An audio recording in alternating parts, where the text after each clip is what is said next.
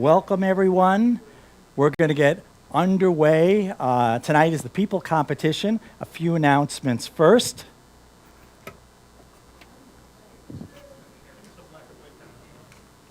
It's the black and white competition. It's the black and white. For those of you at home, it's the black and white competition. Yes. Okay. Few announcements. Next Friday, bee competition. It'll be a print competition. February 17th is our photojournalism night, which is not a competition. Up to 5 pictures. Directions are on our website. If you cannot be there that night, there's a place when you enter that you could type your comments in and they will be read. February 24th is one of our live lectures. It's going to be in the clubhouse here. Herb Asherman, well-known black and white photographer in Cleveland, is going to talk on everything to do with black and white. Composition, photography, printing, everything. He's got a lot of information too, so it should be a good evening. March 3rd is our creative competition, which will be a projection. SIG meeting. We had our SIG meeting last night, and Dave decided next month, first Thursday of every month, March 2nd, it's going to be on photographing groups, small groups, candid groups, large groups, how to do the lighting, how to work with existing lighting that's there, focus problems, flash, all of those things too. Then afterwards, we'll be breaking up into the individual groups in order to discuss camera-specific issues. Our second printing is underway with the name tags. If you need a name tag or lost your old one, come and see me, and we'll be printing ones on a new set the end of February. We have, of course, the business cards in the back, which have our website, which is always when we're putting up new information about club closing, club events, and the email that you could always get in touch with me as well. So it's always good just to have around. I encourage you to just take one or a bunch of the business cards. And, of course, our YouTube channel. When you go to the YouTube channel through our website, just click on the live area, and that's where all of our presentations are, and you can find them there. So, without any further ado, let me see if I could do this switch over correctly here. We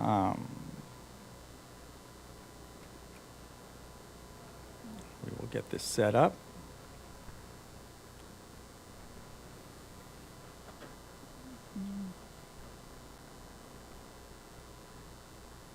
Okay.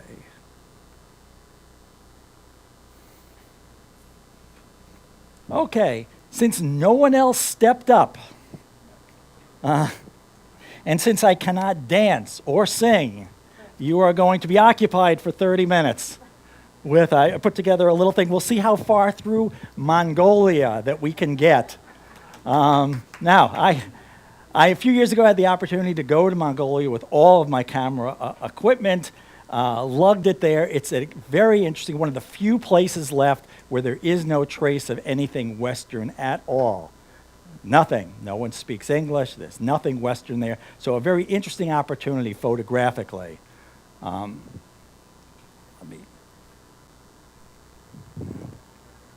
Mongolia, where is it? It's right here. It's surrounded by Russia to the north, Russia to the north, China to the south. Population, only 3 million people. It's the most sparsely populated country in the world. There are 4 million horses. There are more horses than people. The government is pretty much a presidential, it's fairly democratic. Religion is interesting. 53% Buddhism, no religion 39%, and there is a fair amount of shamanism still present that you'll see a lot out in the countryside. Most of it is mining and minerals, and the people, 30% of the households, a third, the sole support is livestock, and a full 30% of the population is nomadic. There is no property ownership in Mongolia. The land, Pastures provide the biggest area of grazing in the world. Only individual citizens can own land. Corporations are forbidden to own land and can only lease. And the amount of land a Mongolian can own is capped at a small parcel, so no one can accumulate. And this is only in the cities. There's no land ownership in the countryside. So basically, is if you want to all of a sudden live over there, you just pack up your house and you just move over there and live. It's totally free, and they still live like that. Now, the geography with Mongolia here. To the north is Siberia and the Sayan Mountains. So you have a mountainous area up north that divided from Siberia. To the south in Mongolia is the Gobi Desert, which is all desert. So for this trip, we landed in the capital of Ulaanbaatar. We'll then make our way as a jumping off point to Muran, deep in the country, and we'll use that to pick up transportation to go north to Lake Hosful, which is one of the largest, other than Lake Baikal here in Russia, one of the largest non-salt water bodies of water in the world, other than the Great Lakes. And then we'll come back to Muran, take a 2-day extension down into the ancient capital of Mongolia that Genghis Khan founded and ruled from, then way down into the Gobi for a little tiny town there for some celebrations, and then back to Ulaanbaatar. Now, as you're flying in, you get the sense this is a little different place. As we're on the plane and flying into Ulaanbaatar, on the side of the mountain, you see this giant image of Genghis Khan, so you know this is a bit different. And as you're landing, there are biplanes there. Now, they're not in use, I don't think, other than crop things, but seeing biplanes at the international airport is not... You're at Genghis Khan, of course, International Airport, and it's from here that you start to realize when you've seen Genghis on the mountain, and this is Genghis Khan Airport, this is Genghis Khan's country. You want a drink? You have Genghis Khan beer. It is the only kind you can get. So you really, before you've gone several feet, you know this is a... And what you see is interesting. In Mongolia, you heard something called Inner Mongolia and Outer Mongolia. Inner Mongolia was a part of Mongolia. And China, at one point, said, you know, we think actually Mongolia is part of China. We're going to take that back. And it took Inner Mongolia, made it part of China. So Mongolia said, you know, we got problems. So it became part of Russia, joined the Soviet Union in order to have protection from China. So what it was until the Soviet Union dissolved, that's why you'll see in the cities a lot of this Russian architecture there as well. And yes, that's Lenin. And when you think, gee, there's a communist country, a statue of Lenin, and you talk to them, the people are great. You talk to them about this, you know, why is the statue still here? Is this something you still, they haven't gotten around to it. They'll tell you that.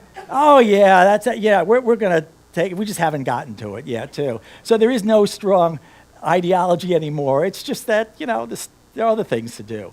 The biggest building is called the Bluefin Tower, which is a hotel and office building in Ulaanbaatar. They called it the Bluefin or the Sail. They named it when the developers put it up. The people, though, being common sense people, say we're landlocked. There's no water here. There's a landlocked country.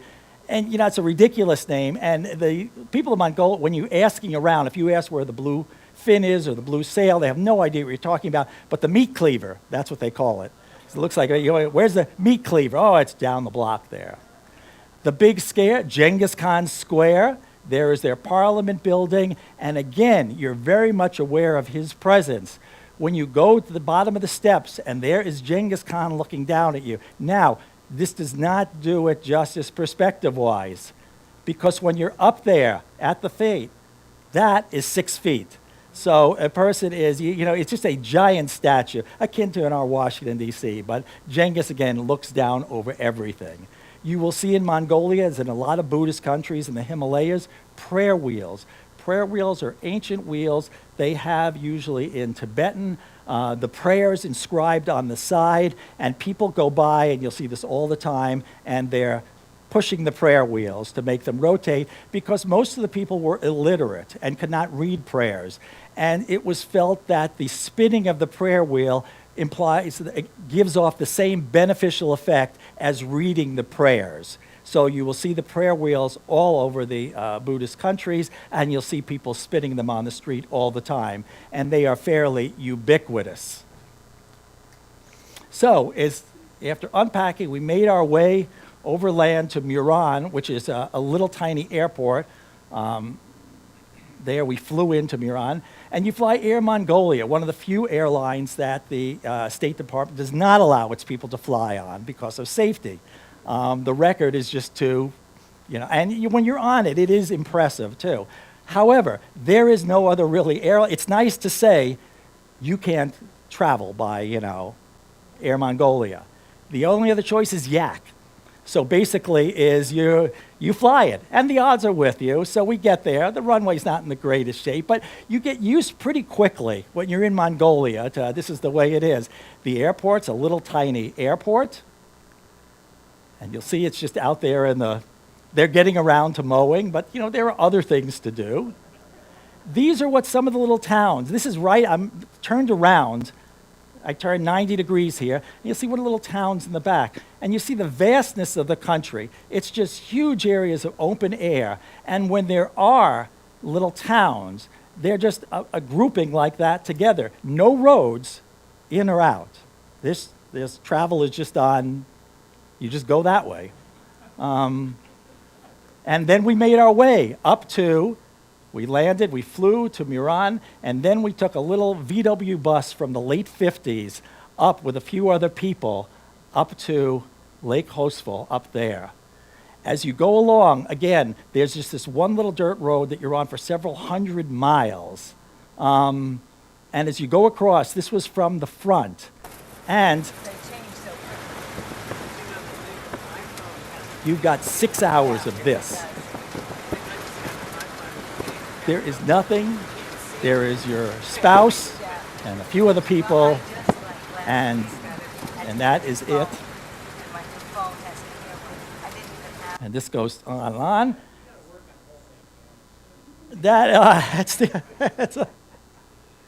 And of course you're wondering, well, this is 6 hours up there on that little thing and whatnot. What do you do about rest stops? Well, there are no rest stops. Is they pull over the little thing here too, and in his broken English, the guy explains to you, men on this side, women on this side, and then he turns back to the men and says, and don't look. That's it. And that's it. And, if you're in a forest, there are trees, there's a rock or something, but there is nothing there as well. So basically, welcome to Mongolia. I mean, this is just the way it is, and you kind of adapt fairly quickly. You'll see a lot of these horse heads just out. This is part of the shamanism. This is very meaningful. Horses are very meaningful in the shaman religion. This one is probably drilled in the head here. It looks like a bullet hole. But basically you will see a lot of these kind of horse head structures there too, part of shamanism. I always tell people in my fundamentals class, don't be afraid. If you're a photographer, you've got to have the guts to. We're up, no one speaks English in the little van there too. I'm going up as we're getting north towards Lake Hosful in Siberia. There's a beautiful rainbow there. And the man is grazing there. And I knew this is only going to exist for just a few minutes and whatnot. So I just yell. I just yelled something, stop or whatnot or anything. But he panicked enough that they stopped. And I got off, took my picture, got back on. And of course, you don't make many friends that way, but you're all a photographer, They'll calm down after a while. You come home, you've got this shot. It's all about getting the shot. When you arrive there are no hotels or motels or things too. You stay in these structures, and these are called gears. They're called yurts in Russia and whatnot, and they are tents. Now, it goes down into the single digits at night. These are animal skins, and you'll see how they're made. They are surprisingly warm, and they have a little campfire thing, stove in the middle, and a pipe coming out the top. And that's where you stay. That is your place. And then there's a big one here too, is where you'll get your meals. And those are your little individual gears. And that's where you're staying. And here is just in one again. That's the fire is going in there, and there it's just up the top, out, and you're in there. You can see the wooden webbing there, and this is 5-star. This is a 5-star gear there. It's my wife, and you see all my camera gear on the bed. And you woke up in the morning. You have Lake Hostful there. This is, again, one of the gears. And, again, very interesting structures because these are animal skins. These can be put up inside of 40 minutes, and you'll see some of the people putting them up. Take them apart in about 40 minutes and put them up in 40 minutes. This one, it happens to be on a concrete block. Most of them are not. But they'll put a wood webbing around, you'll see. These are animal skins. They tie it in. There's a door frame they just put in place, put the stove in, and that's it. It is surprisingly comfortable and warm. Then you see the yaks. The yaks are the greatest. These are animals left over from the 60s. They are so spaced out. These animals are the most gentle thing. You think they are bred for high altitude. That's why you don't see yaks in the lower altitude. Normal cattle could not survive up here because the altitude is too high. So these are actually bred for the higher altitudes. They are extremely gentle.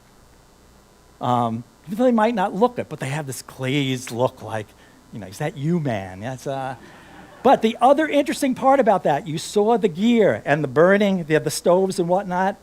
All of the stuff, the bricks and things, there's very little wood or forest there. It's like the Gobi or whatnot. Here there's forest up north. But all the fuel is yak dung. The yaks they make it into bricks because yaks are one of the few animals that their dung does not smell. I will attest to that. If you just saw it in Wikipedia, you'd say, I don't know about that. I can attest to that. It actually doesn't, and it's made into bricks and dried, and it burns quite efficiently, and that's what's used for fuel. And the yaks are these very fast-moving, as you could see, and they just hang around. I mean, basically, is you go out and you walk amongst them, and that's it. You meet up there these are called the Dukpa, the reindeer people. This is a very, very small and vanishing race. They live on the Mongolian-Russian border, and they live with reindeer. They raise reindeer. Reindeer are used for transportation, for really everything in the village, religious services too. They're akin to the Sami in the Finland-Norway area up by the Arctic Circle. Same breed. And around you see real reindeer. And, they don't celebrate Christmas there, so they have no idea of your fascination. But, you're over there saying, my God, I have never seen one up close. This is a real thing. Their dress up there is really interesting. This is how they dress. It is cold there. This is the traditional local dress. The reindeer, you see, they ride. This is, again, some traditional dress. Very, very friendly people. Most of the time. That is the... And again, just riding the reindeer. And so after our stay up there, we went back to Muran. And along the way you find, again, the yaks are used not only for beasts of burden, but also their milk is used. They make cheese and whatnot as well. Back the same, you cannot get lost here because there's one road. So another 6 hours. And the one thing about these old VWs, he had lost the grating or something. His dashboard was gone. So the motor was kind of open to you, which means all the carbon monoxide and things too. And we had such a splitting headache by the time we got back to Muran. So there's 6 hours of this bouncing around with your headache and this, and you get to the Edelweiss Hotel. And it teaches you not to, in the book it says, we're going to the Edelweiss Hotel, we could sleep, we could relax when we get done, not everything is as it seems. But you are so glad not to have the carbon monoxide in your system. That's it. So after getting back to Muran, we set off now out of the mountains down to the central capital of Karakorum, which was the ancient capital of Genghis Khan. To go down there, you pass these things called uvus. And uvu is a religious mound, part of shamanism. And the tradition is that it's good luck. If you're driving along the road, you should stop, and you have to walk around it 3 times counterclockwise, and that gives you the luck of the spirits as well. And you're supposed to leave a gift there. Most people leave scarves and whatnot too. You find a lot of liquor bottles empty on the bottom too. I don't think they're fooling anyone as well. But you'll see along the side of the road, and our driver stopped. They go up these little makeshift stairs, walk around 3 times, back in to continue driving. Down here, there's a very nice, we stopped off, they were assembling there, and this is, again, at the beginning of the plains area, and you'll see they're in the process of assembling their gears here as well. And here's some of the wood rims too, and he was just taking a cigarette break. But out there, again, all this is free range. You set up wherever you want, you live wherever you want. There is no land ownership. Again, fascinating, you'll see a lot of the shamanistic horse heads wherever you go. And as we approach then the middle of our trip here, here's another, again, it's like a guest area. This is like a motel, except there's the central place, and instead of rooms, everyone's individual gears, and you're just down there. But this one's different because this is owned by a special man. And this is, and here are our gears as well. That was my gear there, very scenic. Again, that's me with a selfie, asleep there as well. Oh, old school, flypaper from the old days. It works. Again, this is what the gear looks like from the inside. The bed is actually fairly comfortable. Little wood furniture. You have your stove with the little dung pallets on the side. You have your camera gear. Things, animal skin. This is for target practice, for archery. They just string up a skin. And I tried it, and it's interesting because, and I had a hard time from 50 feet away too. They do it from about 100 yards. I didn't even see the target then as well. So they're in a little different league there as well. But here is the owner. He is one of the most famous men in Mongolia, past or present. And he was the sumo wrestler. Sumo wrestling is Japanese. It is not Mongolian. And the highest you can get in the sumo wrestling world is called a Yokozuna.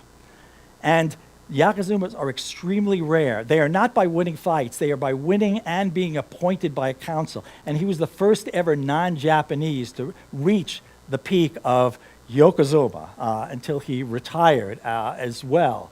So he was the most famous sumo wrestler in Mongolia, and he runs this, when he retired, he runs this little group of years there as well. That is him in his days there. As you travel onwards too, a lot of horses, a lot of wild horses too. Some are owned, a lot are wild, that you'll just see there. And what really gets you is if you drive out in Nevada or any of those places way remote, there's always a fence somewhere, even if you can't see anything else. It's because someone owns something in the United States, a bit of land. There is no ownership here. You could just drive or wander anywhere, and it is all free and open. You'll see a lot of these called stupas. Stupa, S-T-U-P-A, are religious monuments. They have religious artifacts in them, and they are a site of prayer. And again, a lot of the grazing yaks and whatnot. This is one of the most famous temples, Erdene Zoo. It has 108 stupas around it, and 108 is a special number in the Buddhist religion. A lot of Buddhist countries have things. The Dokla Pass in Bhutan has 108 stupas. It's a very religious number, so there was a reason they had 108. And this was once one of the largest monasteries in the world. It was destroyed by the Russians again and rebuilt afterwards. Here's inside, and you can see it's not like our monuments, nice and well manicured and whatnot. I mean, these are, you're in and amongst the weeds. This is inside the temple. This is old. And in Erdene Zoo,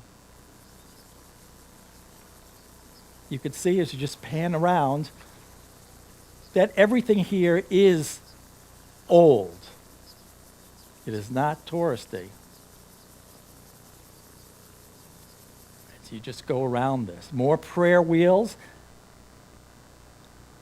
One of the old gathering places in the mosque. A lot of prayer flags, a bright color, blue. Blue is the country of blue is the color of Mongolia.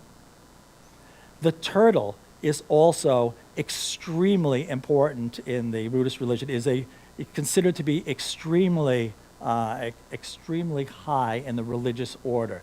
This turtle is sacred, and this is one of only, there were 4 here.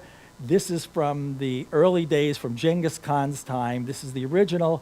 There were 4 turtles at each corner of the city of Karakoram, which was Genghis Khan's capital. The other 3 have since deteriorated and disappeared, and this is one of the originals left at one of the corners of the city. Again, an uvu, you start to recognize these things as you travel. The shamanistic, the horses, the horse heads. Here's the town of Karakoram now, and you'll see how they live, really, which is some of them have enclosures, some of them have a little car and a gear. Some of them have the gears in the backyard, some of them have little structures. Out in the country and in the Gobi, they're just living in gears. That's all there is. In the towns, you'll see them more like this. This is their map monument. On each side of this is a mosaic of what the empire looked like of Mongolia at different times. This is with the local butcher shop, and that's just what it is. They butcher the animals, and it's out there, and you pick your part, and they weigh it, and you're out the door. From Karakoram, we go down now deep into the Gobi, where it gets fascinating as well. As we start to enter the Gobi, here are some people, families just putting up their gear. They're just relocating. And you could see that there are the animal skins on there as well. Their furniture is out here. And it just takes, and then some of the webbing, you could see him putting that up. As you get into the Gobi is not so much a Sahara-type desert. It's flat and it's dry with big sandstone structures. You'll recognize by now the uvus that you see. They have the dromedary camels there, the 2-hump kind, easier to stay on. And through the Gobi, you had the luxury up north of having a dirt road at least. When you go through the Gobi, there is no road, no dirt road. There are no signs. There's no GPS because there's no Wi-Fi. And there's no satellite because they don't have a satellite system. And when you ask the driver, how do you know how we're getting to Dalingzad? Where is it? And they'll say, oh, I've done this before. And you see that little peak up ahead. If you go a little bit to the left of that, what do you do at night? Don't worry about it. They know, and they get you there too. But as you're going this, and again, this is 7 hours of this, there are no roads in the Gobi. Sometimes you get little dirt tracks, which is the same thing in a sense. But when you get to one of the most luxurious sets of gears in the country, it's known. It was a Mongolian who lived in New Jersey, who went back to Mongolia to set this up with all the things he learned in the States, to set up a luxurious gear area, just in the middle of nowhere in there. It's called 3 Camel Lodge. And you drive out of the desert, again, no roads, to this little parking area. And where I'm standing here is the main reception area too. You notice, to get there, there's a walkway, and you have to go through that. Anyone have any idea what that is? Remember, he trained in the West and whatnot, so it is. That's the gift store. I kid you not. And you go in there, you can get a T-shirt and things like that. And you're right, there's no way around it. So you always have to pass. So he learned well his hospitality there as well. 3 Camel Lodge is it's interesting. That's that gift shop again. They have a giant gear, which is your main eating area. Again, where you'll eat. But you'll see then off to the side, off to the side, here we go. And the vastness of it's nothing but vastness down in the Gobi, just forever. At night, it is absolutely pitch black. There's where we came in again. As you see off there, there'll be just a set of, I think we have some other shots. Yeah, there's some of the gears. And the sky at night is just, you see some unbelievable types of sunset and rainbows and everything else. But again, you're living in little gears. As we traveled further into the Gobi, this is just someone's little gear there as well. They all are the same, basically. Here's putting up a gear. You could see it's webbing. It's wood. It's a wood frame that they put up. There's the door that's just put on that way. And then afterwards, the animal skins are wrapped around. There is a little bit of sand in the Gobi that you'll see, but mostly it's a flat, non-sandy type of area. In the middle, and we were in the middle of nowhere. There's no towns around. We had driven for hours. And out there just comes this kid on a camel and whatnot. He was there. He doesn't speak English and whatnot. It was a really nice shot. But one of the things I noticed, and I have no idea, he's got a brand new Miami Heat Dwayne Wade jersey on, number 3. And this thing is brand new. I don't even know where, forget a store. I don't even know where there's a town or anything here too. But basketball is big there as well. And I was just struck by, I don't know where he got it, but middle of the Gobi, you see that. This is the biggest thing, and I'll try to get, if judges are still judging, we'll try to get through this. This is fascinating. This is a very, very little town in the middle of the Gobi. This is the town square, and we were there end of June, which is what they call the Nadam. It's the combination of the NBA playoffs, the Super Bowl, the World Series, everything. This is the biggest thing. They compete all over the country in the little towns and whatnot, and the winners of the 3 main events go to the capital. And the country shuts down for 2 weeks while this is going on. The 3 manly sports, they call them. The 3 manly sports are archery, which now women can compete in. There are no assists on the bows, no pulleys and whatnot. It is old school. The target is 75 meters for men, which is almost 100 yards. Traditional outfits, and they wore leather bracers because they have gowns and the bracers you'll see hold up so it doesn't get caught in the bow of the bow. The next is wrestling. Wrestling is untimed, no time limit, men only. No weight categories. Okay? Anything other than the soles of feet or the open palm touch the ground, the match is over. Sumo wrestling, remember, it's a circle of what? There's no circle here. It's just you get 2 guys, and that's it. Wrestlers with the greatest fame get to choose an opponent. And each wrestler has a zazul, or an encourager, who holds his clothes and encourages him on. It's very interesting. And the third manly art is horse racing. Children up to 5 years old can compete, and usually do. Most of them are 5, because like the jockeys, they're the smallest. Now girls can compete also. They ride Mongolian horses, which are bred for endurance, and this is almost a 30-kilometer race. That's 20 miles. So this is a long one. It starts off with a type of like an uvo here as well, and the archers will go, remember we talked around going around clockwise. I was wrong. It's clockwise you go around, and the ceremony starts with them going around clockwise. There are the wrestlers, traditional gown. The interesting thing here is you'll notice this is tied off here, and in the back you'll see it goes up the back. The reason it's open like this, that was adjusted a few decades ago, because this is a poor country. They don't have drug testing or genetic testing or anything. And several decades ago, apparently, the winner was found out to be a woman. And so how could they get around this? Simple too, is they just changed the outfit too. So that is the reason, actually, that is, because some people think there's a religious significance, and no, that's it. You see, it's actually, because it's on the back, it goes all the way up the back.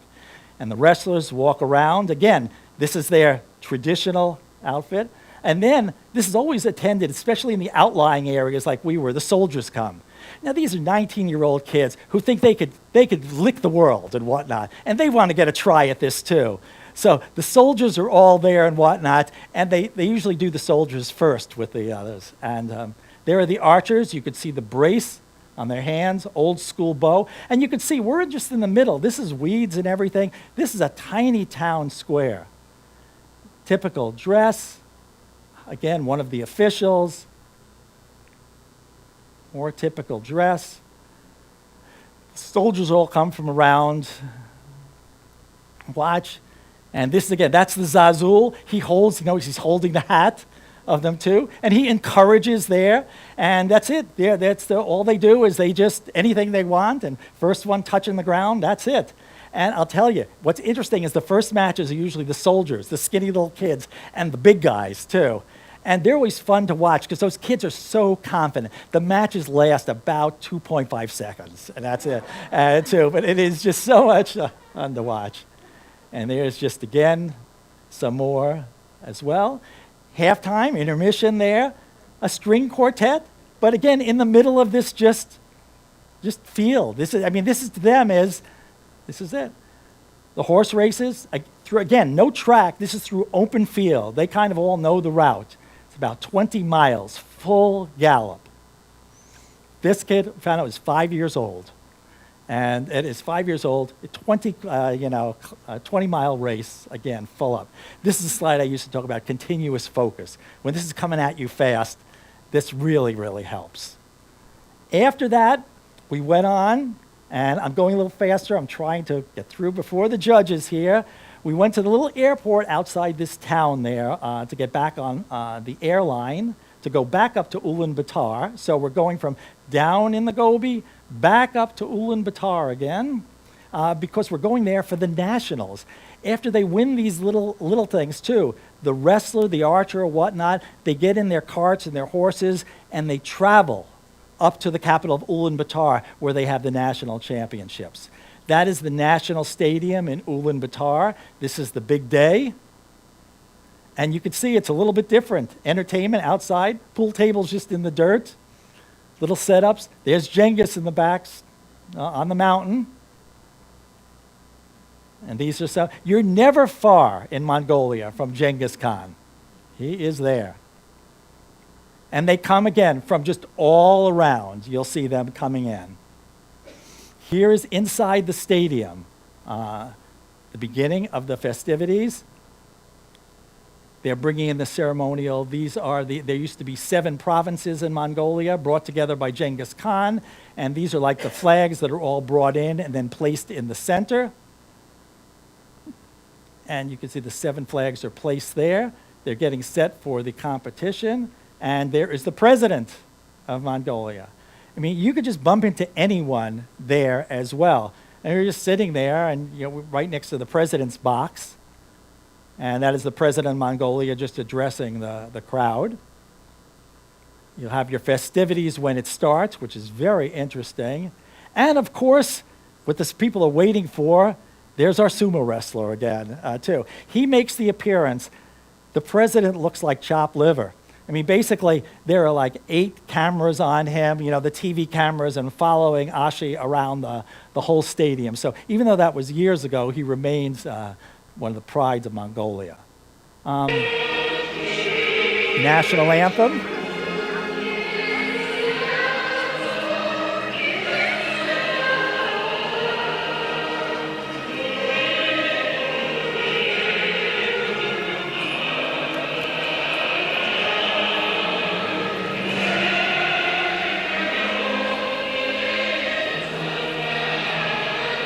So you could see that it's a bit different. This is their national stadium.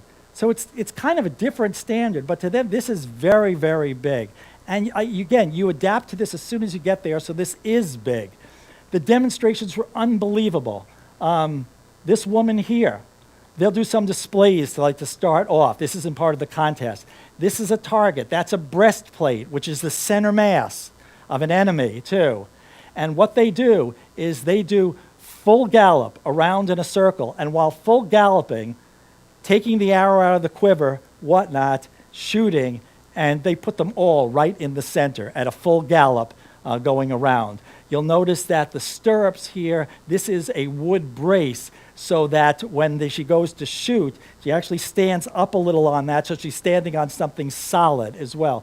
But the skill, again, when they were going about 30 miles an hour around the horse is galloping, and they're fairly far away from this too, and they just take that arrow out of the quiver, that shoot, and center is, you realize there's a lot of skill involved there. These are the champions warming up. And this is a crowd you do not want to mess with, again, too.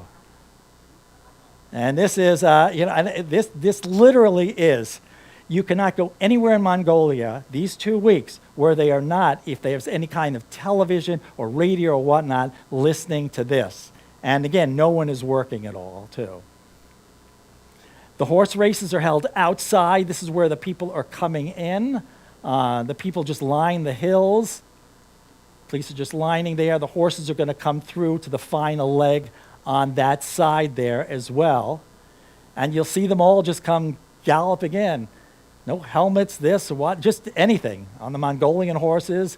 Boys, girls, just in the final. This is the final leg of the 20 miles. Again, it is fascinating.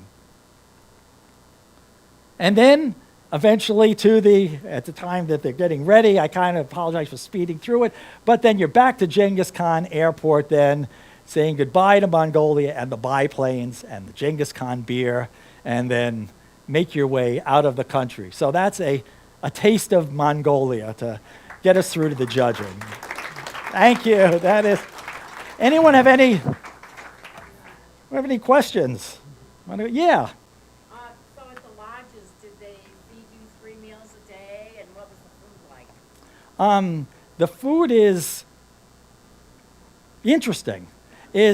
I especially liked it because Mongolian men, they say they eat only meat. They felt lettuce and things, that's for rabbits and things like that too. So they're like meat eaters. They eat horse and things like that as well. So it's different kinds. And then a lot of times you don't know what kind of meat it is too. It's just, they'll tell you, when we went to Three Camel Lodge and there was this meat here, and I asked the guy, what is this? And he goes, meat.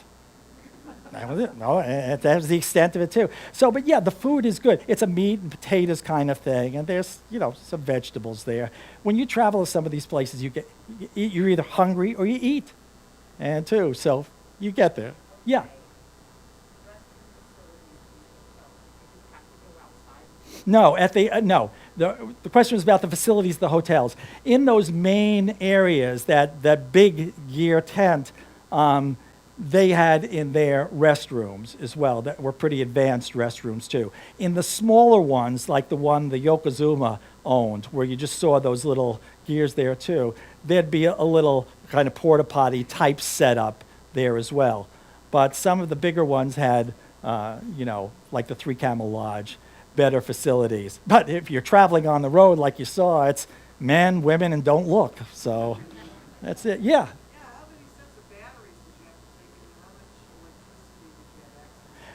Electricity is spotty. I brought a set of extra batteries. I was always keeping them charged. Usually at the gear places that you stay, there is electricity. There are generators and electricity, and I was able to charge batteries, and I charged them each time. So that actually was not a problem. Yeah.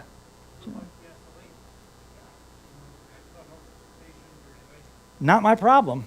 Number one, so the thing is, one, I wasn't worried about that at all. The other thing, too, is most of the travel is, you're right, there was no gas stations, there's nothing. They fill up and they know these things, they fill up in Muran, and it's enough to take them up to Lake Hosful, again, or they'll fill up in Karakoram. If they're going to Dallingzad, they know how much gas that takes, because it's an excellent point. There are no gas stations in between. There is nothing there. They carry also an extra can, too. It's like in the outback in Australia. I mean, these people are prepared for getting stuck and whatnot, and they have all those things. So they carry the extra. There was always a big gas thing. Same thing with changing tires and whatnot, too. You have to be able to take care of that yourself. But most of the country, most of the travel is horse travel. Again, not car. Cars are the rare exception, and most of it is horses. Yeah, Chuck.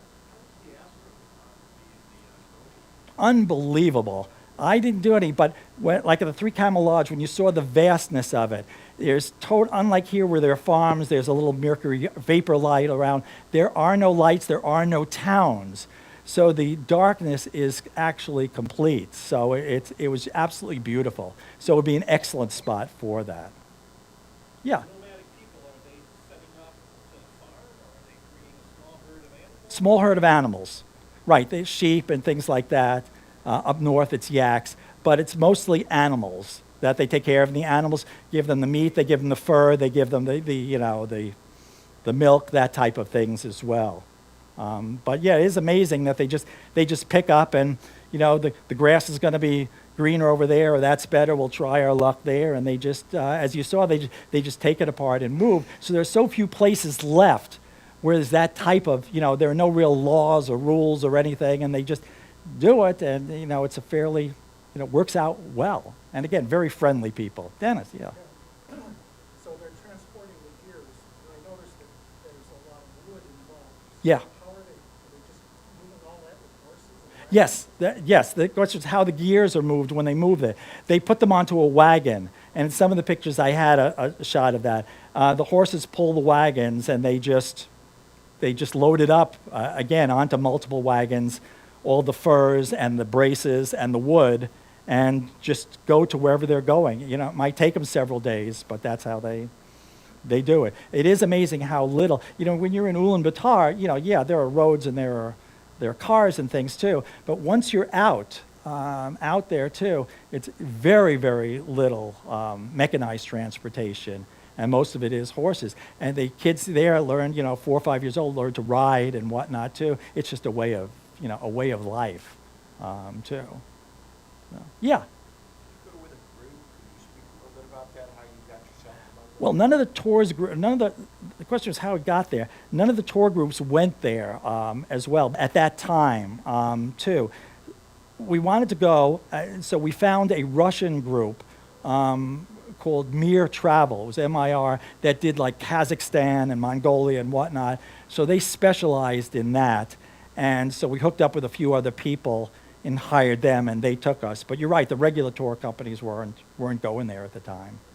Oh, and here we have we're all set, ready for our black and white. I got it like this competition. Okay. While they're setting it up, let me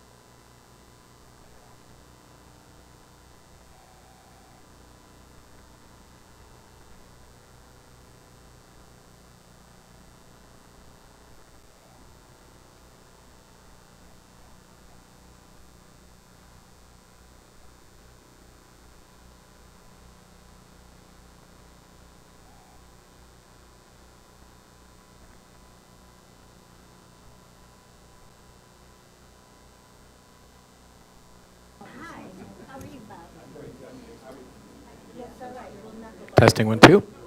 Mine's hot. Pretty exciting stuff here. You think? Oh, yeah, I enjoy these parts.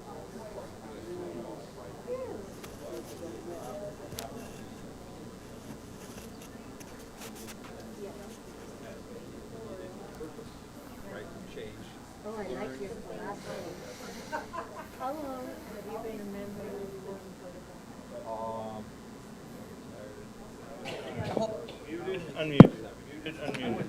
Same button that turns everything on also mutes. So right now, people can hear you.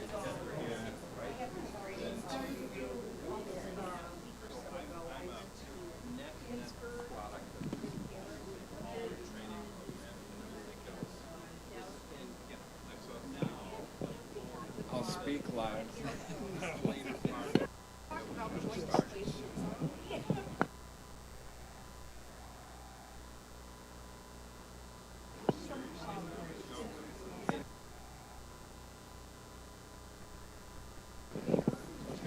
Hello?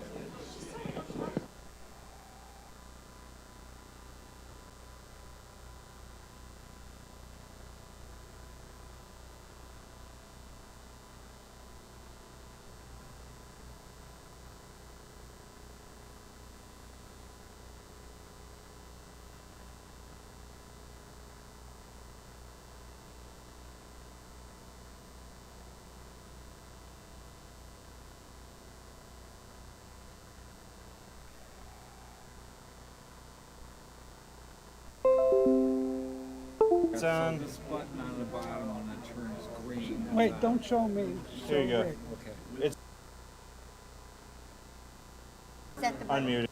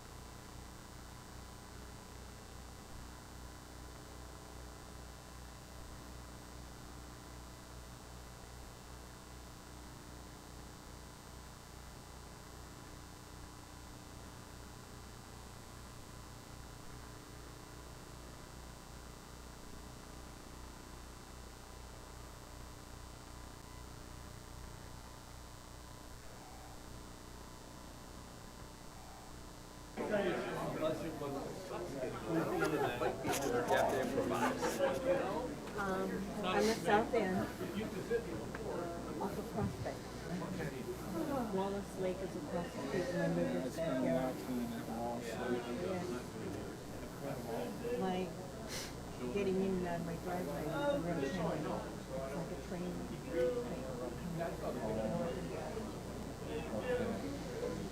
We're in a hurry to turn my turn signal on and let them know I'm trying to get in my driveway. Please don't run out.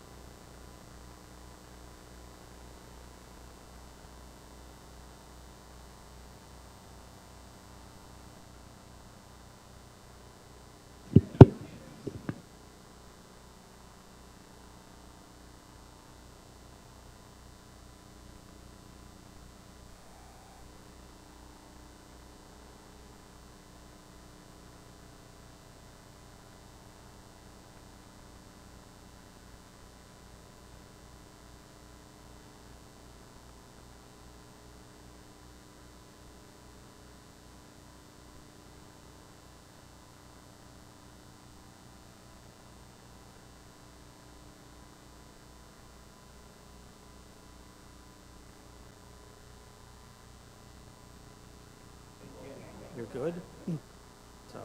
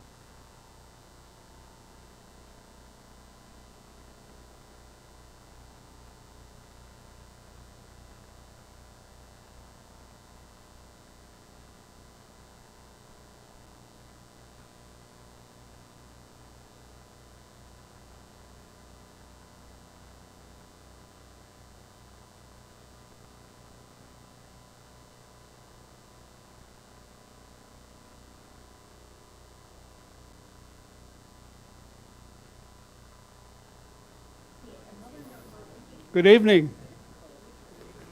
I'm Dave Saborik. I'm the chairman of Black and White Competition. Thank you for participating. We had 35 black and white entries and 18 pictorial. And tonight we're going to try to comment on all of them. I don't really know these judges other than their names, so I'm going to let them introduce themselves.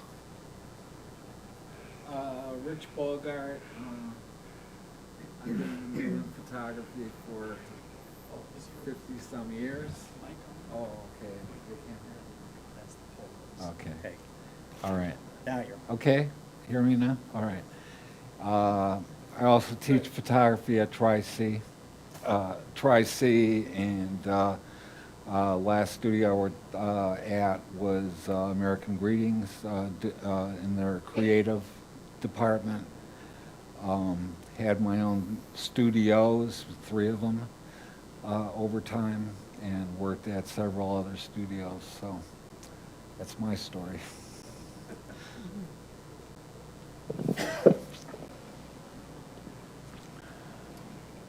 The blue light is on, so can you hear me all right? Yes. All right, my name is Barbara Baldesi. I'm so glad to come back after the interruption of COVID. My daughter, who has come here with me often on a lot of your competitions, is battling cancer. Oh. So she actually wanted to come tonight, but she needs to go to bed and get rest. Also, with a hip replacement, I can't hobble along too good, but you better watch out. I'm going to show up here more often. Thank you, Bill. I'm a graduate of the Cleveland Institute of Art quite a few years ago, and this is when the Institute was the main office or the building, the small building, and they discouraged photography. It was not a form of creativity or art. And if you were interested in photography, you could go down by the boiler room, and there would be 1 or 2 people down there. It has exploded, and it is a wonderful thing today. I was a member of the Southwest Camera Club for, I'm going to guess, 12, possibly 15 years, which is out in the Metro Parks over there by Big Creek Parkway. And of course, I've grown up with a lot of forms of photography. I've got stacks of slides, and I am honored to be here and participate in your judging. Thank you.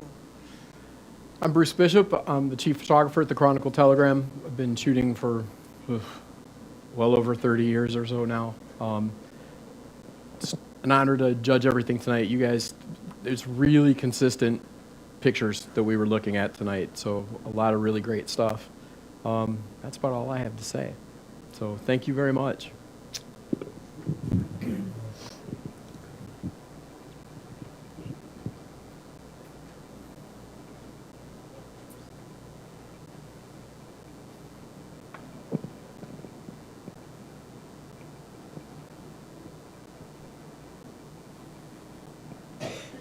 Your Honor. First? Okay. I really liked this image a lot. I thought the tonality and it took a second to figure out what it was. So I like that abstractness to the image, and that it has a very three-dimensional feel, so I really like this image. Beta in black and white by Dan Hancock, 24 points, first place.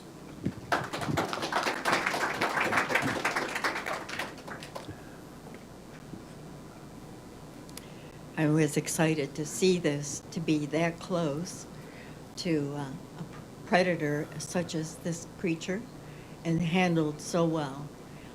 It's well composed, shows lots of life and texture. The reality of this is just exquisite.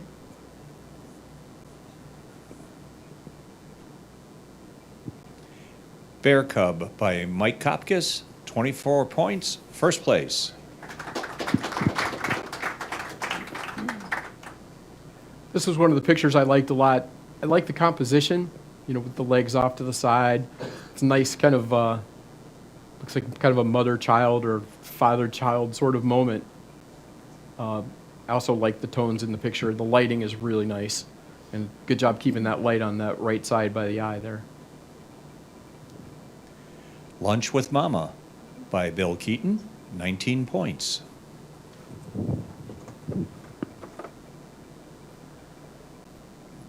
I like the depth of this image, and I like seeing through things, and it really leads your eye to the person. Yeah, I thought the photographer did a really good job. Looking Out the Back Door by Bill Keaton, 22 points, third place.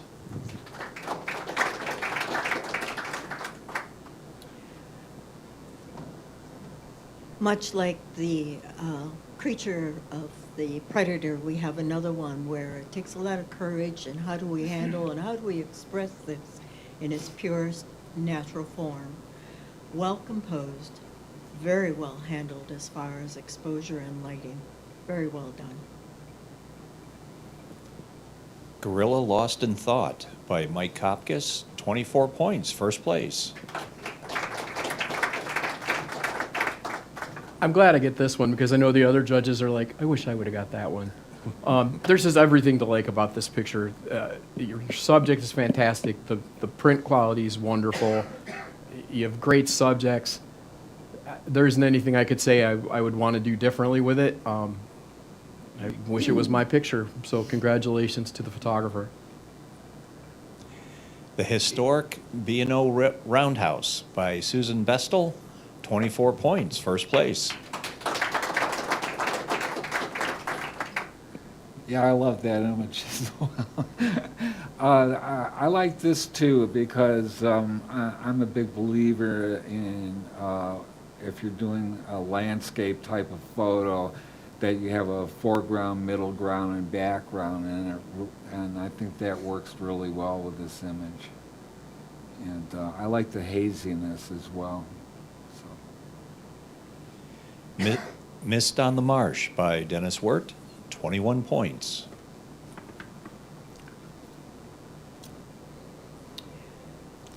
Contrast plays a very important part on the execution of this photo. And I like the fact that it's on a horizontal frame mat. Very well matted and very well handled for presentation. Winter by Bob Kowaleski, 20 points.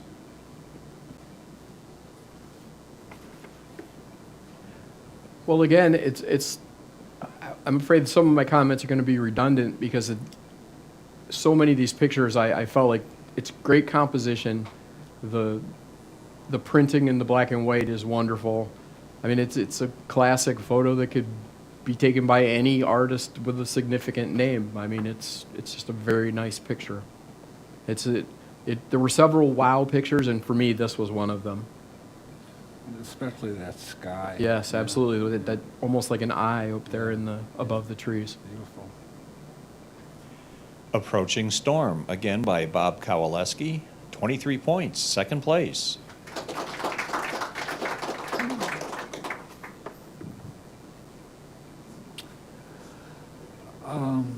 Yeah, you know, this I think is a very good people photograph, and I think handled real well. Depth of field is just right so that the background isn't encroaching too much on the man with the trumpet. So, and I think it's printed very well. Memphis Trumpet Musician by Gary Marich, 20 points.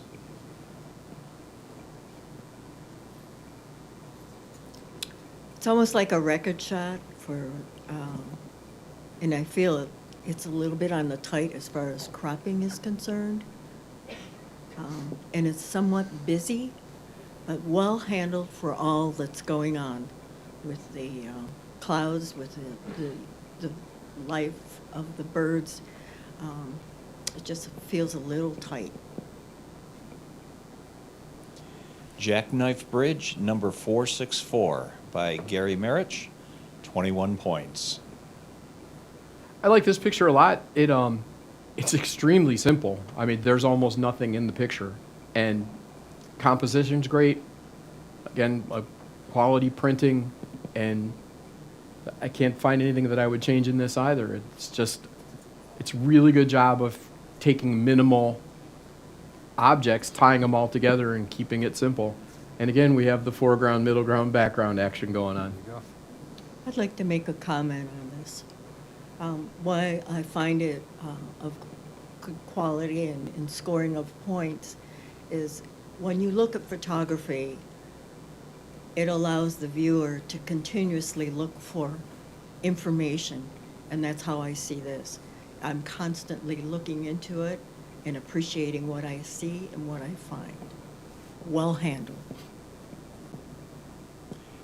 Edgewater Park by Dave Saborik, 22 points, third place.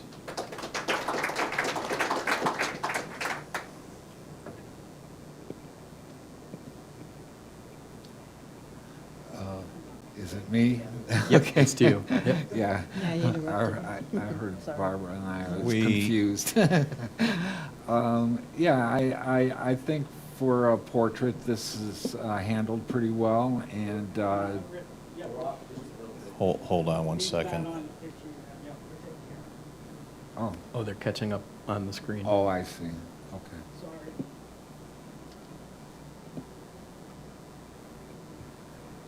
Okay.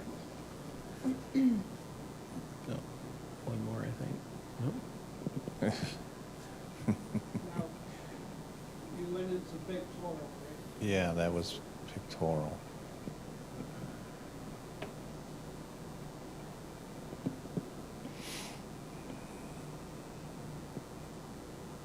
Rick is just refreshing everybody some of the other good pictures. That's all he's doing.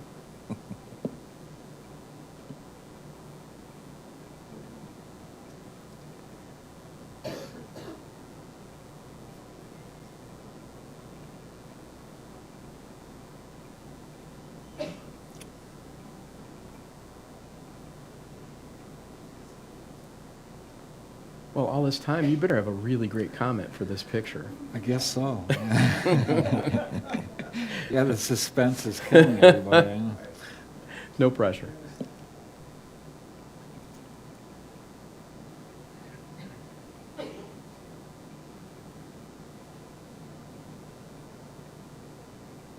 I like the decision to use high key.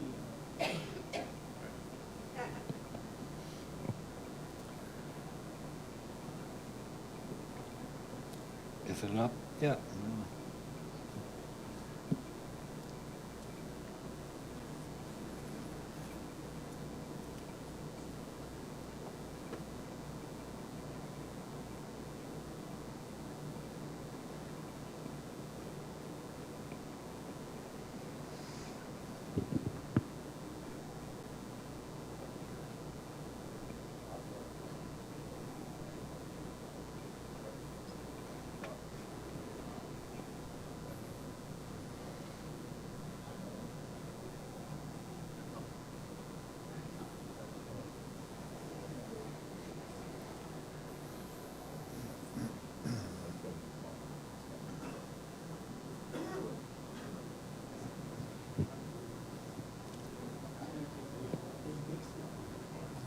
So how about those yaks?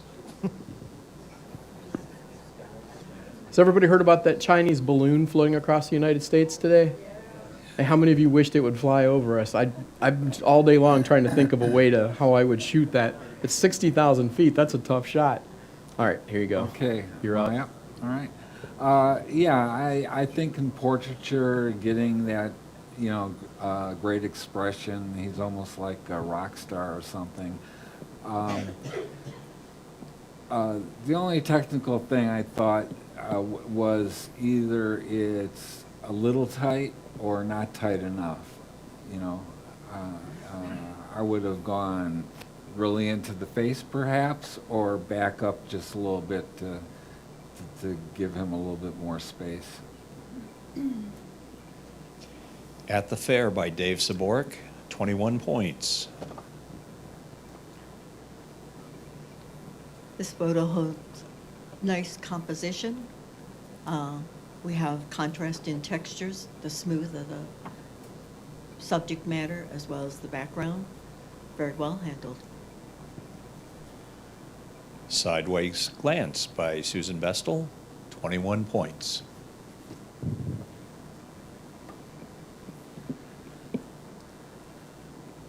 Well, this is one of the ones where you take a look at it and it's the sharpness from front to back is excellent. I mean, it's kind of the classic architectural shot.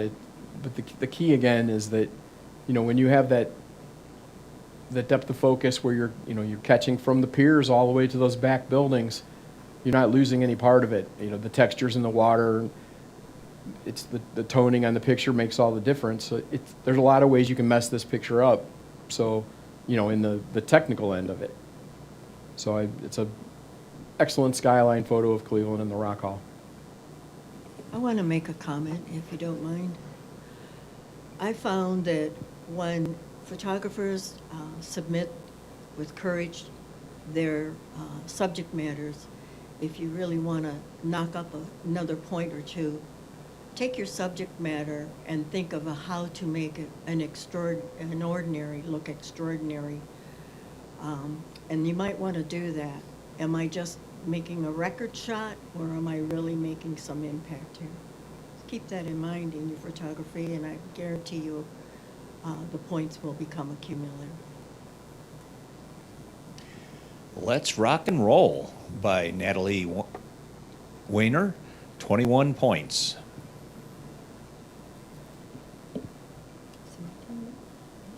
Oh, I keep thinking you were. Yes, I've seen this angel many, many times in teaching photography, and I think this is one of my favorite versions. I like the way the wings are, to the edge of the frame, and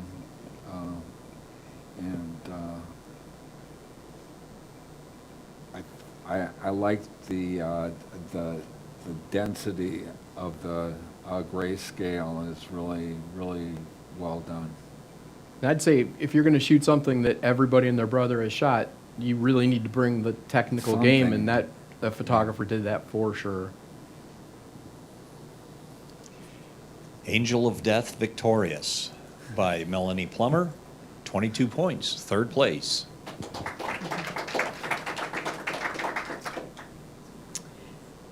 Because this is a head-on shot of a portrait, well handled, it speaks of some kind of story due to what's being recorded here as far as the dress, the appear, and the expression on the subject matter's face. I like the soft focus that brings more impact to the subject. Gentleman Ghost by Melanie Plummer, 22 points, third place again.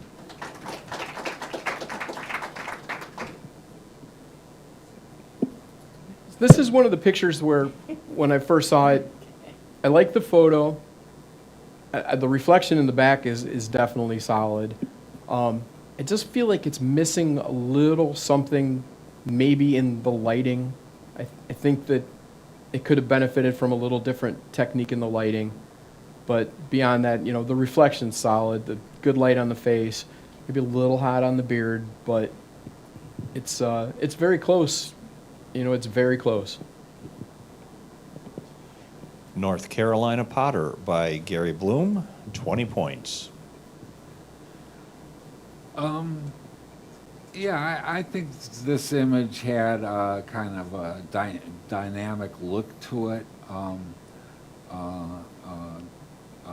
Finding the right spot to get that sun going. I don't know if a filter was used to get the rays or if the rays are being caused by the wheel, but yeah, I thought the photographer handled this pretty well. Windmill Sunburst by Gary Bloom, 19 points.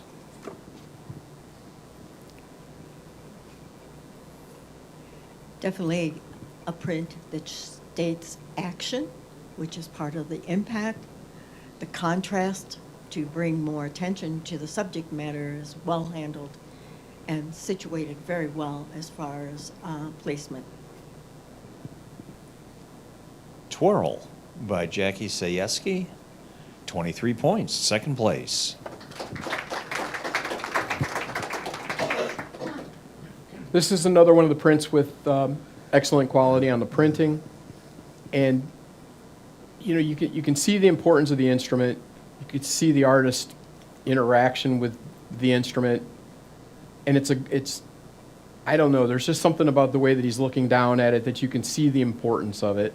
So, you know, that's one of the, it's so easy to just have that artist look towards the camera and just get that face, but I like going with a little different pose than what you'd expect to see. And again, the connection with the instrument is there, so it's a well executed picture. Ready for the Blues by Paul Gila, 24 points, first place.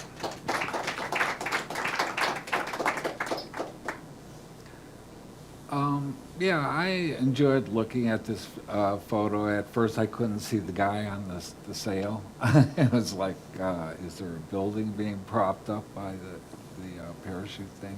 But I think the tonality of the image is really well done.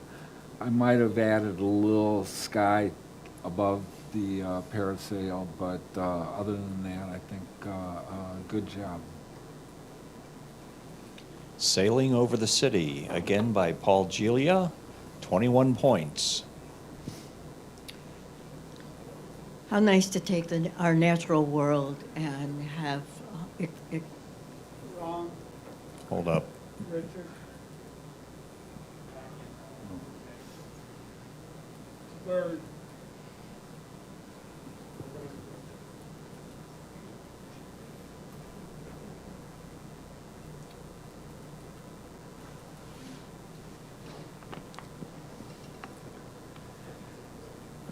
really trying to catch everything. Yeah, I think it just, yeah.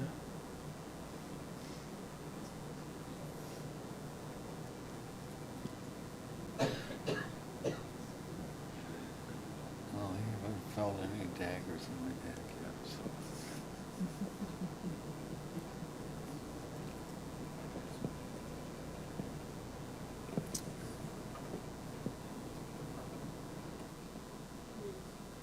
You notice the band on it first. Yeah. Be curious if that's, Yeah. I'm assuming it's just a bird somewhere. It's kind of cool that a bird like that is banned. There's a lot of that going on because I'm trying to study the impact of migration and the climate. Okay, judges, go right ahead. Again, for us to be honored to be able to capture nature in its natural form, and this is a nice example, well handled, good texture, life in the eye. I find it just a little bit tight as far as cropping, but when you're not there and you're trying to diffuse and bring a little more life to it, I feel that this is very well handled for the tiny subject that it was. Speckled Tanager by Belinda Prins, 21 points. I feel like I should let you judge this one, considering you were in a relationship with one of those geese. I dated the. It's like just a cute moment between a couple of geese out there. It's geese are the nasty kind of mean, but yet oddly expressive birds, and you captured that, and you kind of give them a little, you add a little life to it. So I like the picture. Wild Gossip, again by Belinda Prinz, 19 points. And an excellent title, by the way. I'd have given you an extra point had I known the title.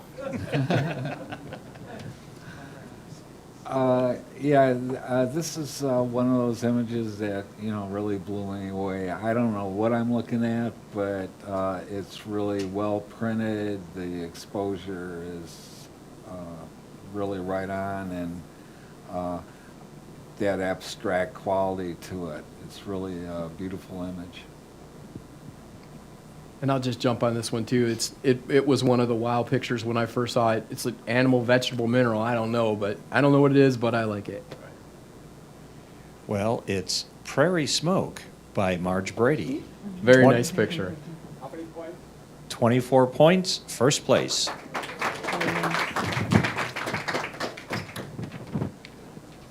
In observing and looking to critique this print, I was entertained by all the textures and the depth that the photographer was able to capture in this.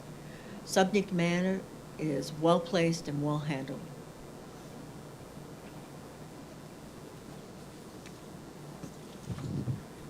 Give me one moment. I don't believe this is on my list.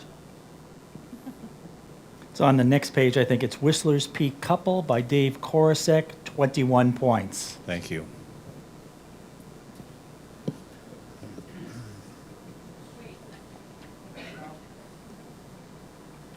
This is not.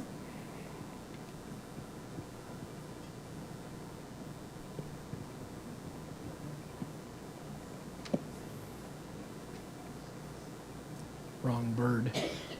The bird on the screen is an owl.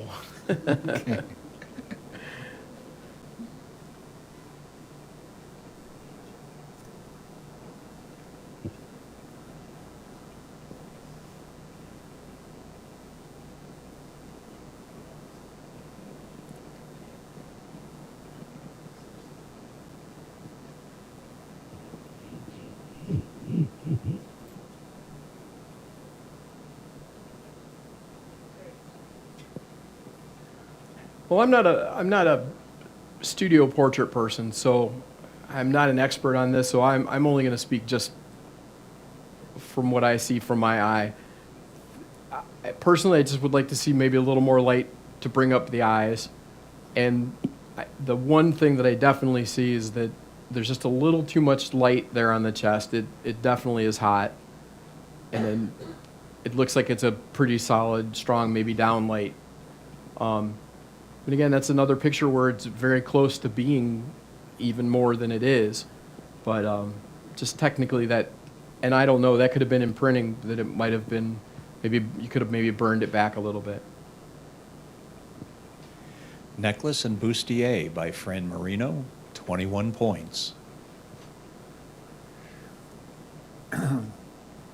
I enjoyed looking at this simply because I'm thinking this person is like 7.5 feet tall or something. It's amazing, and I think the angle, really heightens that effect. I wish it were on seamless. The floor, kind of. Is distracting to me, but otherwise extraordinary. Yeah. And it is kind of cool with the portrait where you look at it and you're like, what's her deal? Like, what's her story? Well, you were about a foot too tall because the title of this is I'm 6'7" in stilettos by Fran Marino, 21 points. I believe it.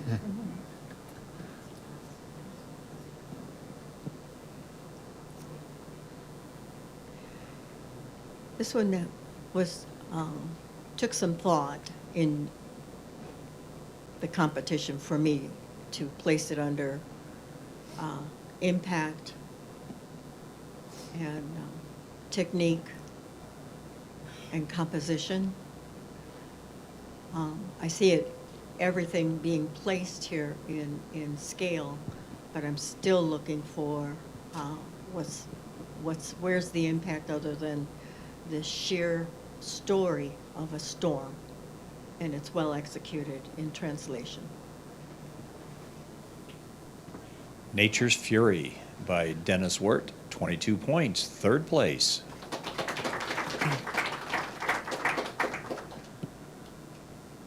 I like this picture. Clearly, the person was looking. The only quibble I have is that, and I can't quite tell if there's a little motion blur in it, or if the tower isn't quite sharp, or if my glasses are bad. It just looked like the tower might have needed to be just a little bit sharper. I love the panels, though. It's pretty cool. One Shot by Michael Murray, 19 points.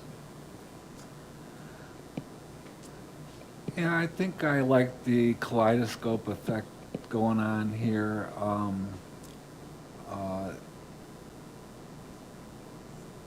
My one thought was, you know, maybe getting back a little farther if that would be possible, you know, and maybe sometimes that mirror image is so exact, and I think maybe if I saw over the trees on the upper part of the image and then let the trees be cropped at the bottom, might have made the image even stronger. But print quality wise, you know, black and white's tough. It's probably much tougher than color, so I give it a thumbs up for print quality. Circles, again by Michael Murray, 21 points. This is well executed as far as texture, composition, and impact. There's a lot of variation and movement, and I continuously look from top to bottom and continue to follow the flow of how the light leads me in and out of the picture. Yeah, I found like there was a story going on here, you know. Yep. I wanted to see the character go up those steps. Yeah. Just kind of made me wonder where you guys are getting your prints made. So I'm not getting that kind of quality. I think back to that dancer again. Hold on, got to give it a score. Can we, okay, thank you. That is Stairs and Chateau, I'm sorry, I can't read this. Vicki, can you help me? Deef, thank you. Stairs and Chateau Deef by Vicki Wirt, 23 points. That sounds like a place that has a good story to it, doesn't it? That should be second place. It's not marked on here, though. Well, when you've got the subject, I mean, you're just off to the races right out of the gate. So you've got the great subject. I mean, look at the hands. You know, not even just, you can ignore the rest of it. Just look at the fingertips.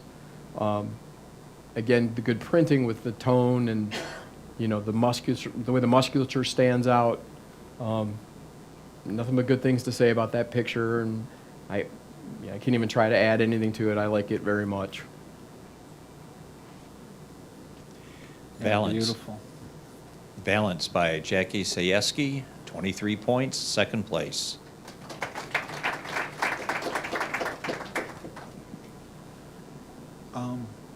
Yeah, I think this was handled pretty well, dragging the shutter to get the flow of the water, the mist at the bottom of the, Well, I'm sorry, I think we're on the wrong one again. oh.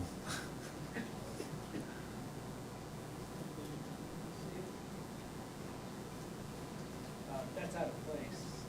Uh-oh. Take that one down. Okay, never mind. This one.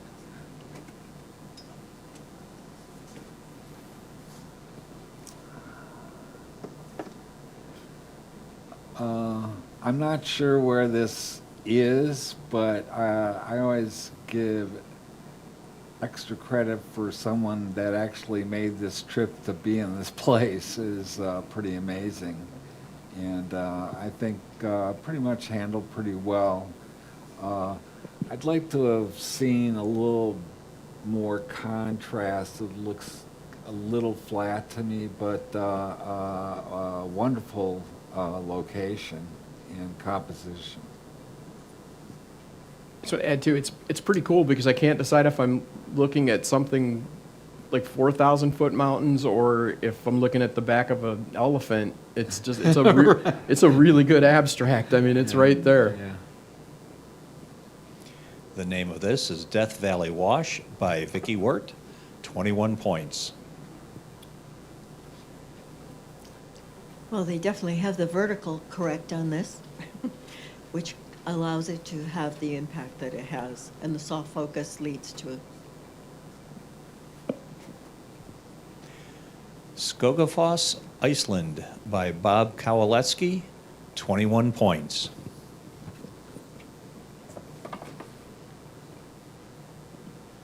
And that concludes the black and white portion of our competition tonight, and we will move on to the pictorial. Unless you wanted to take a break, we'll keep going with pictorial then.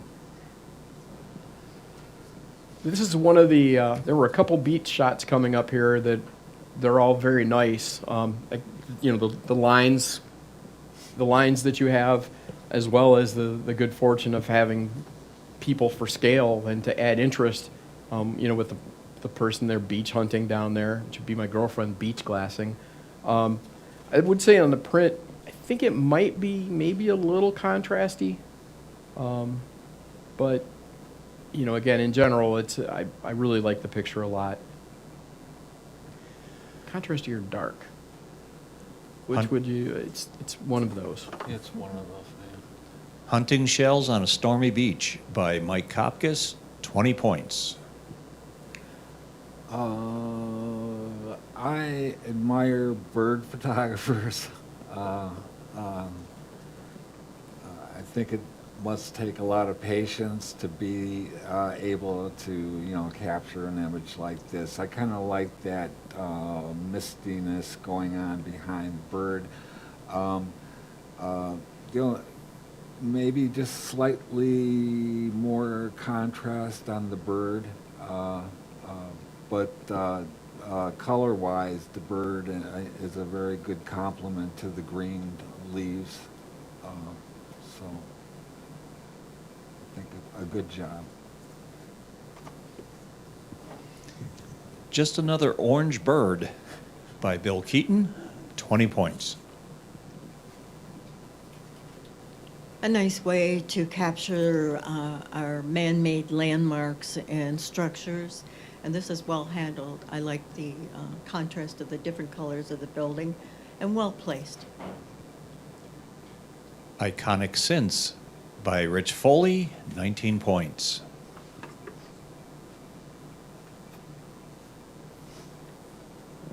I like this picture a lot. I like the lighting on it. It's kind of got that smooth, diffused. Obviously, somebody's clever because it's obvious what you're going for, and I just enjoy the humor in it. It's not always easy to get humor in a picture, so it's a well done picture, and good printing again.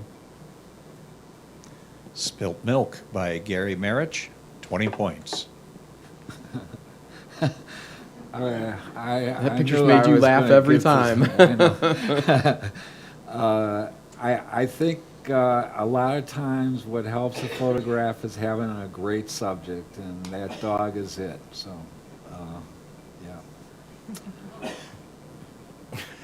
Cookies by Barb Cerrito, 20 points. Lucky me, again, in capturing man's construction and handmade and executed beautifully, such as this one. Has nice placement and it has impact. Roebling Bridge by Rich Foley, 19 points.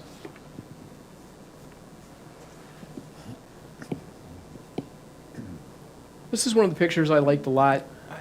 I'm not 100% sure where I'm at on the placement of your dancer. And whether I would want to see her more centered in that back open space or over a little more where she's taken into that creamy white background, which is, that it's a nice job of keeping those highlights in there. It's a pretty good range of tones in a color picture. So I guess my only question would be maybe a little bit on the where she's placed, but everything else in it's really solid.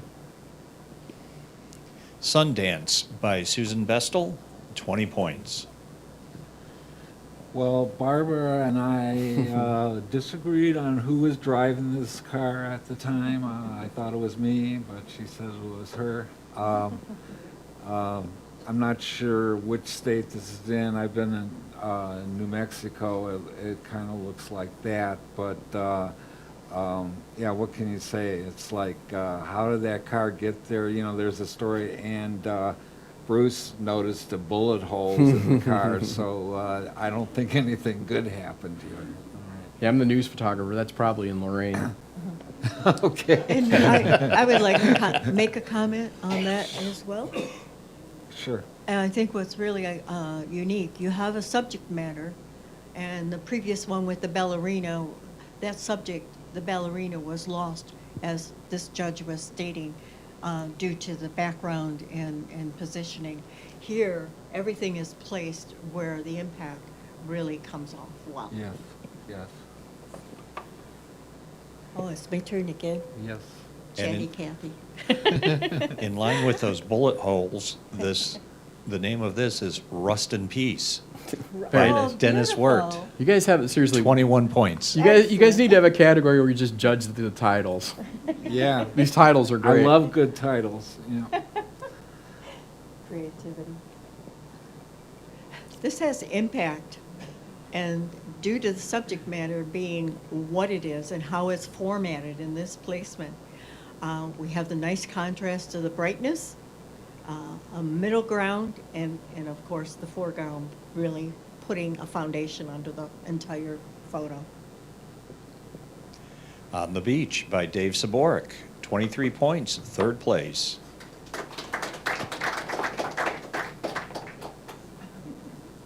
Well, you know what? It's just a fun picture. I think it's a fun picture. If I were to say anything as far as technique goes, I'd like to see maybe something a little more with the lighting. It's maybe a little flat, but again, it's a fun picture, and it makes you smile, and I think that's what you wanted. I felt bad for the horse, though. But Well, if it's a girl horse, I'm okay. If it's a Right, boy horse, yeah, I feel sorry for If I him. was the horse, I'd be embarrassed. I have I too would like to put my 3 cents in. I have horses. I have a passion for horses, and I feel that if you really want to make a statement of this creature, is to unclutter. It is much like the picture of the dog with the Santa and the cookies. Mhm. It's the storytelling, basically. It's not bringing out the subject matter for what it really stands for. Right. It's telling a story, and as far as the photographer executing that story, very well done. And all three of us had a comment on the horse, so there you go. Angel by Barb Cerrito, 18 points.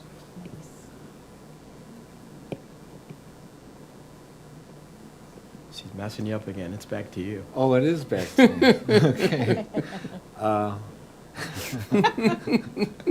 Caught me off guard there. Yeah, this is a place I'd like to visit, I think. I'm seeing a little bit of banding in the color along the horizon, but and that's a difficult thing, because when you're printing digitally, you have to kind of watch, how much hue or saturation you're giving the image. But otherwise, very unique place, and it makes me wonder, where is this place, and I'd like to be there. Well, here you go. Michigan Pierhead by Rich Foley, 21 points. The photographer who captured this handled it, presented it very, very well. Of all the prints that I had the pleasure of looking at and having to critique them, I found this one of excellent quality. I'm not too sure I could critique anything to improve it. Well done. Congratulations. Yeah, I thought it was beautiful. The monochrome of the image is just really stunning. Yeah. I liked it too, but I'm not saying anything else because we keep all commenting. It's really cool. Palm Cockatoo by Vicky Wirt, 23 points, third place. I keep getting those pictures where you're like, Again, it's another fun picture. I maybe will be the same photographer. I don't know. It's, I like it. I would like to see something more. I don't even know what that is, to be honest with you. But that person looks like fun. Hocus Pocus by Melanie Plummer, 20 points.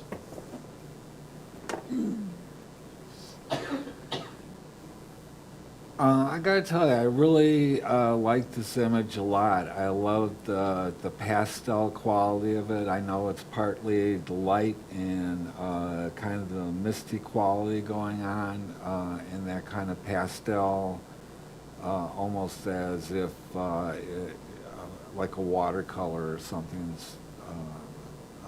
And I thought the composition was fine. So, yeah. I like it. Every time I judge, there's a picture I regret my score on, and that's one of them. I would have liked to have given that a higher score, that looking back on image it. kind of moved me. Yep. Annapolis River, Nova Scotia, Dave Karosek, 20 points.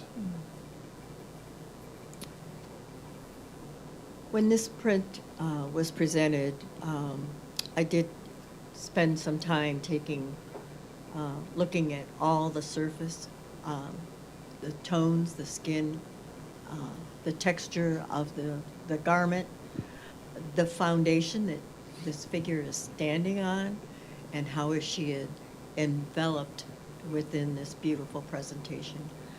The impact of her being dead center and in the center really comes off very strong, very well handled. And her body language and the way her head is tilted, it's a very strong image.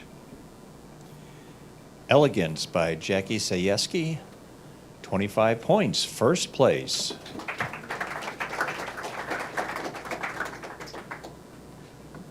This is another one of those good pictures, and in fact, had this been converted into black and white, I think it would have done really well in the black and white as well. I like the composition, the movement in the water. You've timed it. You can do so much with the water. Just that shutter speed makes all the difference, and it's nice to slow down water, but for the most part, people slow it down too much, and then it just turns into a mush of whiteness. It might as well be snow. But to find that middle ground is where you get stuff like those little bits, which you can probably see better up on than we can even. Just that little bits of water on that main section of rock that gives you that motion and makes a strong picture. And again, you throw people in there for scale, and that makes all the difference in what makes a really cool picture. So very well done. I like it a lot.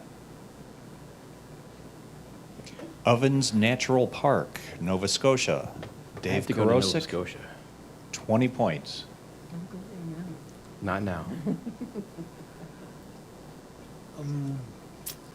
I wish this image had a little more space, but here again, I admire anyone who has the patience to do bird photography.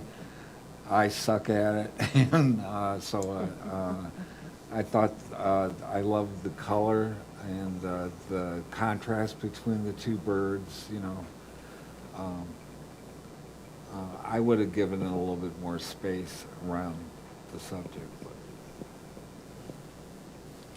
Only One Allowed by Marge Brady, 21 points.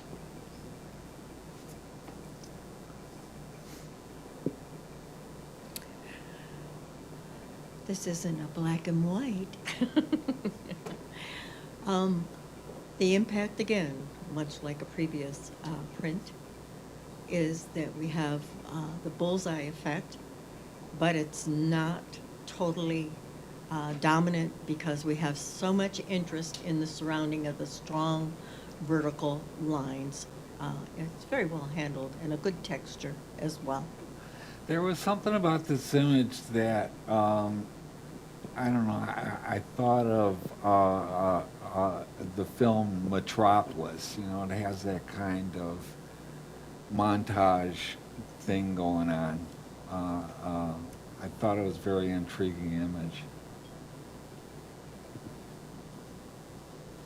New Fun with Old Art by Fran Marino, 22 points, honorable mention.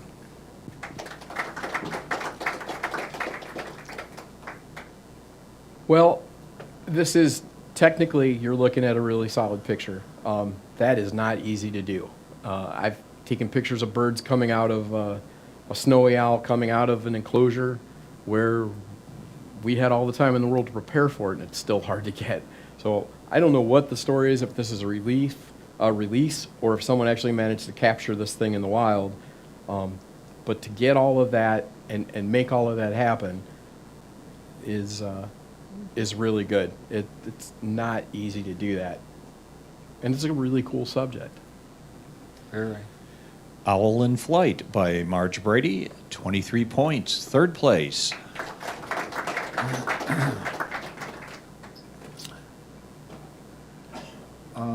I've always liked, and I do many myself, the forest photographs, and I thought this was handled very nicely, and that kind of monochrome color technique going on, and I like that mistiness in the background, so I did enjoy looking at this. Deeper by Michael Murray, 24 points, second place.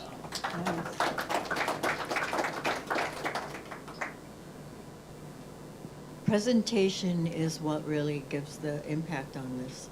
It's very well handled. Subject matter is given importance by the way it's treated by the technique.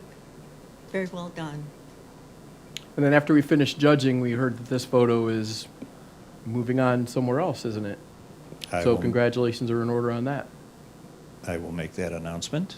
Ah, see, shh, I didn't say anything. No, didn't say anything. That's all right. Cleveland Skyline by Jen Cockrell, 18 points. And this is our last photo for the competition tonight, and I do want to make an announcement on this. Jen Cockrell has been one of our members for a number of years, and she entered this photo into a competition called Art Possibilities of Ohio, which is photos that are going to be showcased all around the state of Ohio and for a period of 1 year. Now, what's special about this is an art show for disabled artists. And she was lucky enough to have this picked out of a lot of different photos, and it will be touring Ohio for a year. So congrats to Jen.